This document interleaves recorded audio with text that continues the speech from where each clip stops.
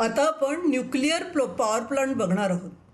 आता nuclear power प्लांटमध्ये पण सोर्स आहे तो स्टीम आहे, म्हणजे स्टीमच टर्बाईन फिरवणार आहे, टर्बाईन शाफ्ट फिरवणार आहे आणि इलेक्ट्रिसिटी जनरेट होऊन ती ट्रान्समिशन टॉवरच्या थ्रू जाणार आहे.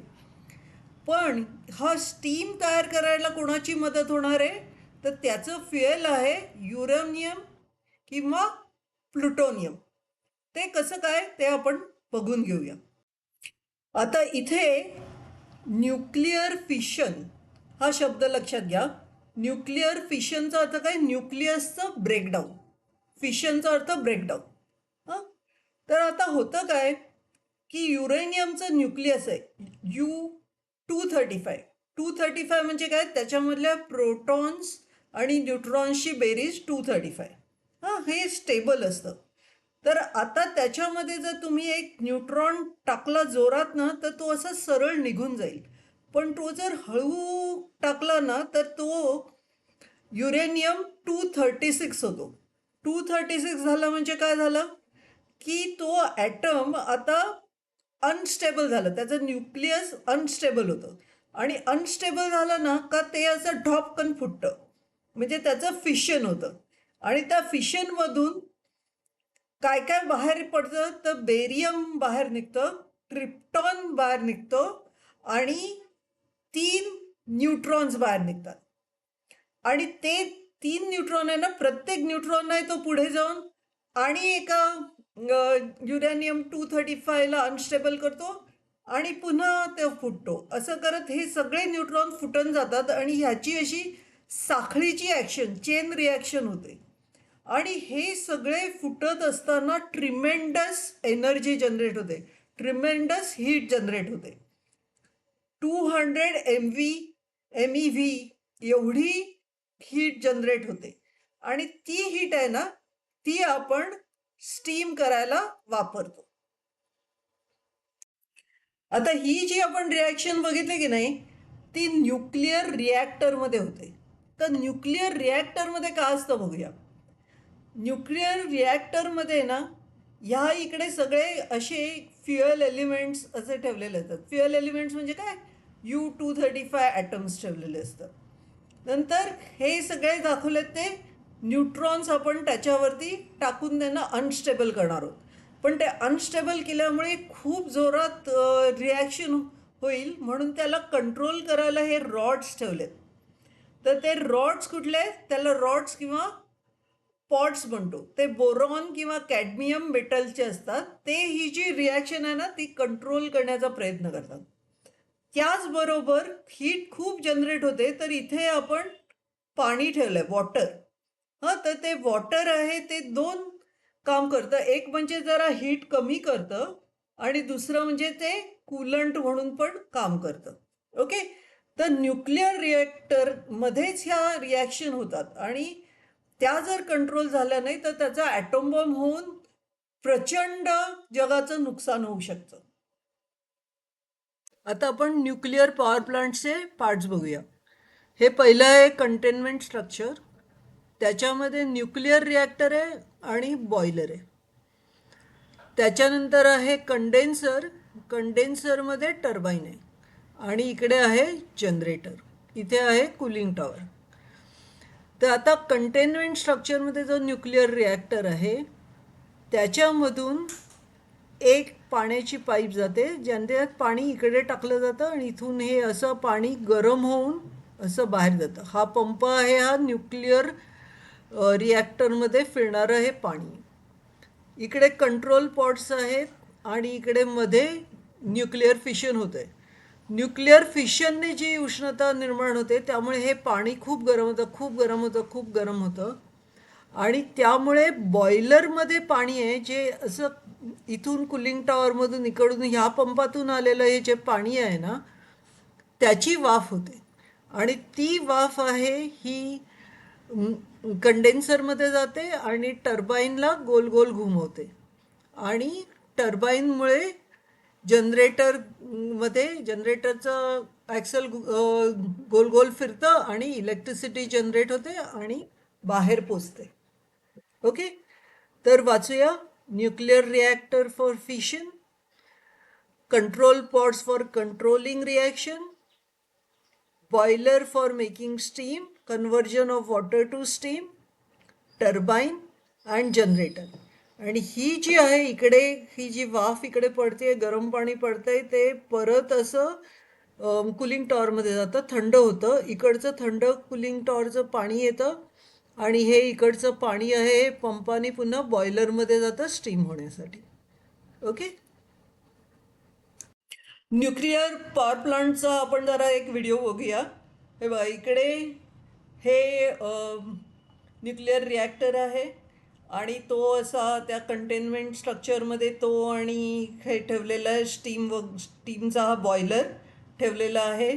इथे पाणी आहे आणि इकडे रिॲक्शन होते. हे छोटे छोटे न्यूट्रॉन्स आहेत ते रिॲक्ट होत आहेत. आणखीन त्यामुळे हीट जनरेट होते आणि ती हीट जाते आहे ती त्या पाण्याला अतिशय गरम करते, तर त्याचं स्टीम होतं आहे, म्हणजे वाफ होते. आणि ती वाफ अशी वरतून जाऊन इकडे टर्बाईनला गोल गोल गोल गोल फिरवते. आणि ही टर्बाईन आहे ती कंडेन्सरमध्ये, आणि ती टर्बाईन आहे ती काय करते, जनरेटरला फिरवते आणि जनरेटर इलेक्ट्रिसिटी निर्माण करतो. तर हे आपण पटकन त्याचं हे बघूया व्हिडिओ.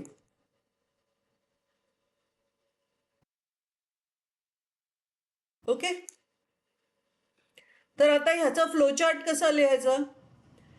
पहिला भाग काय आहे, फ्लो काय आहे की युरेनियम किंवा प्लुटोनियम फ्युएल हे न्यूक्लिअर रिॲक्टरला देतात आणि त्यामुळे न्यूक्लिअर रिॲक्टरमध्ये न्यूक्लिअर फिशन होतं. आता एकदा फिशन झालं का हीट खूप जनरेट होते आणि इथे पाणी असल्यामुळे system for steam generation from water, म्हणजे त्या पाण्यापासून वाफ निर्माण करतात, स्टीम जनरेशन फ्रॉम वॉटर. आणि ते स्टीम आहे ते स्टीम टर्बाईन, ही टर्बाईन आहे ती गोल गोल फिरवतं. टर्बाईन जनरेटरला गोल गोल फिरवतं आणि जनरेटर इलेक्ट्रिसिटी निर्माण करतो आणि इलेक्ट्रिकल एनर्जी वाटली जाते. त्याबरोबर इकडे खाली एक सिस्टम आहे ज्याने काय होतंय, system for converting steam back to water. ह्या इकडे गरम पाणी आहे ते कुलिंग टॉवरमध्ये जातं, कुलिंग टॉवरमध्ये थंड होऊन पुन्हा थंड पाणी मिळतं. तो पंप आहे तो ते घेऊन जातो आणि थंड पाणी पुन्हा या न्यूक्लिअर रिॲक्टरला सप्लाय करतो आणि पुन्हा त्या बॉयलरमधून ते जातं आणि ती गोष्ट रिपीट होते सारखी. आता आपण न्यूक्लिअर पॉवर प्लांटचा एनर्जी कन्व्हर्जनचा फ्लोचार्ट बघूया. दोन फ्लोचार्ट इम्पॉर्टंट आहेत, वर्किंग आणि एनर्जी कन्व्हर्जन. वर्किंग आपण बघितलं आहे, आता एनर्जी कन्व्हर्जन बघूया. आता पहिल्यांदा काय असतं, न्यूक्लिअर रिॲक्टरमध्ये न्यूक्लिअर एनर्जी असते. ती एनर्जी थर्मल एनर्जीमध्ये कन्वर्ट होते, म्हणजे ती पाणी गरम करते ना, हीट देते त्याला. आणि ती हीट काय करते, बॉयलरमध्ये जाते आणि पाण्याची वाफ करते, म्हणजे वाफ म्हणजे steam, kinetic energy in steam. आता कायनेटिक एनर्जी इन स्टीम ह्या पाईपमधून जाते आणि काय ते कंडेन्सरमधल्या या स्टीम टर्बाईन आहे त्याला फिरवायला लागते. तर कायनेटिक एनर्जी इन स्टीम कुठे जाते, कायनेटिक एनर्जी इन टर्बाईनमध्ये जाते. आणि टर्बाईन फिरायला लागल्यावर काय होतं, ह्या AC इलेक्ट्रिक जनरेटरमध्ये इलेक्ट्रिकल एनर्जी, इलेक्ट्रिसिटी निर्माण होते. तर nuclear energy to thermal energy to kinetic energy in steam to kinetic energy in turbine to electrical energy, अशा रीतीने हा न्यूक्लिअर पॉवर प्लांट एनर्जी कन्व्हर्जनचा चार्ट आहे. आता न्यूक्लिअर पॉवर प्लांटवरती शॉर्ट नोट लिहायला सांगितली तर हे 4 पॉईंट्स लिहायचे आणि एनर्जी कन्व्हर्जनचा चार्ट लिहायचा. When fuel U-235 is bombarded with a neutron, it becomes unstable and splits into barium and krypton into 3 neutrons with lot of energy, 200 MeV. By using this energy, water is boiled to form steam. By using kinetic energy of steam, the turbine is rotated. Then the kinetic energy of turbine is used to rotate the generator and electricity is produced. Nuclear energy to thermal energy to kinetic energy in steam to kinetic energy in turbine to electrical energy. आता नेहमी power प्लांट्सचे ना advantages आणि disadvantages विचारतात. तर nuclear power प्लांटचे advantages आणि disadvantage favourite प्रश्न आहे. तर ॲडव्हान्टेज काय? Nuclear power plant offers clean and reliable energy, but they also come with high building cost and dangerous waste. पण त्यांचा डिसॲडव्हान्टेज काय आहे की ते जे सगळं बांधायला ना खूप पैसे लागतात आणि त्याच्याबरोबर त्याच्यातून वेस्ट प्रॉडक्ट जी होते ना ती खूप डेंजरस असते. ती इतकी डेंजरस असते की ती अशी डब्यामध्ये ठेवून गाडायला लागते. जवळजवळ 1000 इयर्स ती अशी रेडिओ ॲक्टिव्ह असते की ज्याने ती जरा लीक झाली ना तर माणसं मरू शकतात, त्यांना कॅन्सर होऊ शकतो आणि ते खूप मोठं पॉल्युशन होऊ शकतं. हं? तर advantages: clean air, they produce no greenhouse gases or smoke while making electricity. Nuclear power प्लांटमध्ये काही कार्बन डायऑक्साईड नाही, स्मोक नाही, काहीही असं प्रोड्यूस होत नाही. क्लीन एअर असते. पुन्हा खूप पॉवर मिळते, high power. A tiny bit of uranium fuel makes huge amount of energy. आणि always on, they run day night, unlike solar और wind power which need good weather. हे त्याचे ॲडव्हान्टेजेस झाले. पण डिसॲडव्हान्टेज काय? Dangerous waste. Use fuel stays radioactive and unsafe for thousands of years. High cost. Building a new plant takes a very long time and cost a lot of मनी. आणि त्याचे accident होतात, accident risk. Problems can cause rare but harmful radiation leaks. म्हणजे ते रेडिएशनची leak झाली ना तर disasters होतात. आणि अशा डिझास्टर झाल्यात like past disaster at Chernobyl और फुकुशिमा. त्यामुळे ना अक्षरशः शहरच्या शहर वाईप आऊट होतं.